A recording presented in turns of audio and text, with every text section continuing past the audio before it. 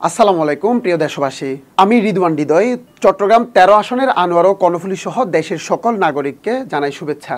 আমি আপনাদেরই মানুষ, বঙ্গোপসাগরের পাশ ঘেঁষা একটি অঞ্চল আনোয়ারা ও কর্ণফুলী। এই অঞ্চলের মাটি ও মানুষের সাথে আমার বেড়ে ওঠা। এই মাটির গন্ধ আমার রক্তে, এই নদীর বাতাস আমার নিঃশ্বাসে, আর আপনাদের প্রত্যাশায় আমার পথ দেখানোর আলো। জুলাই গণ অভ্যুত্থানের আগের এক নায়কতন্ত্র রাজনীতি তথা পুরনো বন্দোবস্তকে কবর দিয়ে নতুন ধারার এক রাজনৈতিক যুগে পদার্পণ করেছে বাংলাদেশ। জুলাই গণ অভ্যুত্থানের আগে আমার মনে হতো বাংলাদেশের রাজনীতি নোংরা, প্রতিহিংসার রাজনীতি, যেখানে খুন হতে হতো ভাইয়ের হাতে ভাইকে। কখনো কল্পনাও করিনি আমি রাজনীতিতে যুক্ত হব। আমি পেশায় একজন গণমাধ্যম কর্মী ছিলাম। জুলাই গণ অভ্যুত্থানের পর আমার মনে হলো এখনই সময় দেশের জন্য কিছু করার। তখনই যুক্ত হই জাতীয় নাগরিক কমিটিতে।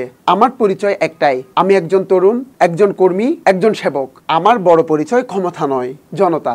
আমি রাজনীতিতে এসেছি মানুষের পাশে দাঁড়াতে, যুবকদের শক্তিকে সংগঠিত করতে এবং নতুন প্রজন্মের জন্য নতুন রাজনীতির পথ তৈরি করতে। আমি গত ১৫ বছর ধরে দেশের শীর্ষস্থানীয় স্বেচ্ছাসেবী সংগঠনের মাধ্যমে মানুষের জন্য কাজ করে যাচ্ছি, বিশেষ করে আনোয়ারা ও কর্ণফুলীবাসীর জন্য। করোনা মহামারীর ভয়াবহ দিনগুলোতে সবার ঘর বন্ধ, কিন্তু আমি ছিলাম রাস্তায়, মানুষের দরজায়, মানুষের পাশে। বিভিন্ন অধিকার আদায়েও রাজপথে ছিলাম নির্বিঘ্নে। ২০১৮ সালের কোটা সংস্কার আন্দোলন থেকে শুরু করে ২০১৮ সালের নিরাপদ সড়ক আন্দোলন, এরপর ছোট বড় মানুষের অধিকার আদায়ের আন্দোলনের সক্রিয় ভূমিকা ছিলাম জুলাই গণ অভ্যুত্থানের সক্রিয়। যেখানে ন্যায়ের লড়াই, সেখানে আমার স্থান ছিল সামনের কাতারে। আনোয়ারা কর্ণফুলী নিয়ে আমার স্বপ্ন আকাশ সমান। এই আসনটা দেশের সবচেয়ে সম্ভাবনাময় একটি এলাকা।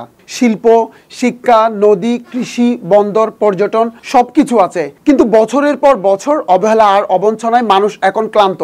আমি সেই বঞ্চনা শেষ করতে চাই। আমি চাই তরুণরা শিক্ষার সুযোগ পাক, শ্রমিকরা ন্যায্য মজুরি পাক, কৃষক তার উৎপাদনের মূল্য পাক, শিক্ষার্থীরা স্বপ্ন দেখার শক্তি পাক, আর বৃদ্ধ বয়োজ্যেষ্ঠরা নিরাপদ জীবন পাক। জুলাই গণ অভ্যুত্থান নতুন বাংলাদেশের নতুন রাজনীতির প্রথম দরজা।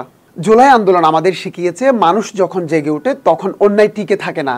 আজ বাংলাদেশের নতুন বন্দোবস্তের দিকে হাঁটছে এই নতুন রাজনীতি। দুর্নীতি, টেন্ডারবাজি, অস্ত্রবাজি, চাঁদাবাজির রাজনীতি নয়, এটা স্বচ্ছতা, জবাবদিহিতা এবং মানুষের অধিকার রক্ষার রাজনীতি। আমি চাই নতুন রাজনীতির প্রতিনিধিত্ব করতে, চাই আনোয়ারা কর্ণফুলীর মাটি ও মানুষের জন্য কাজ করতে। আমি কেন মনোনয়ন প্রত্যাশা করছি? কারণ আমি বিশ্বাস করি এই আসনে উন্নয়ন দরকার, কিন্তু তার থেকেও বেশি দরকার একজন মানুষের মতো মানুষের প্রতিনিধি, যে মানুষের কাছে যাবে, মানুষের দিকে তাকিয়ে কথা বলবে, তাদের সমস্যা নিজের সমস্যা মনে করবে। আমি সেই প্রতিনিধি হতে চাই, প্রতিশ্রুতির ফুলঝুরি নয়। আমি চাই কাজ করতে। কবির একটি লাইন মনে পড়ে যায়, আমাদের দেশে হবে সেই ছেলে কবে, কথাই না বড় হয়ে কাজে বড় হবে।